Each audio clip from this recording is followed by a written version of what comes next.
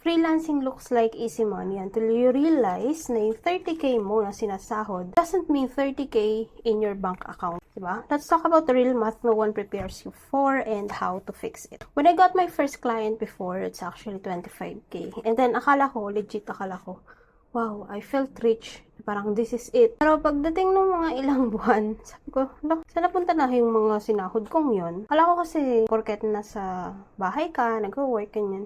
Wala kang masyadong gagastusin. Yes, less commute, ganyan. Pero ano yung mga ginagastos ng mga freelancers? Diba? Internet. Meron ka pang mga tax. Of course, nagbayad ka ng tax, emergency savings, your daily expenses. Yung mga tools and software mo na sinusubscribe for your freelancing business. And what's left, diba? And that's if you only have one client. So here's what I start doing to survive and eventually grow. Set aside 10 to 20% right away before you spend. Kahit maliit muna. Treat yourself like a business. Huwag naman yung lahat na lang pagsahod, gastos dito, gastos doon. Hindi naman tumutugma sa kinikita, gastos. And now, another two is price based on outcomes, not time. If you're delivering, for example, 100K value dun sa client, syempre, huwag ka naman mag-charge ng 10K. Siguro, tasan mo. Or kung mag-base fee ka ng 10K, at least meron kang commission. So, on my end, I have this client na nasa 800 USD yung base fee. And then, I have a 1% commission sa profit sales sa Facebook ads. Kasi Facebook ads yung aking offer. She's paying around mga $3,000.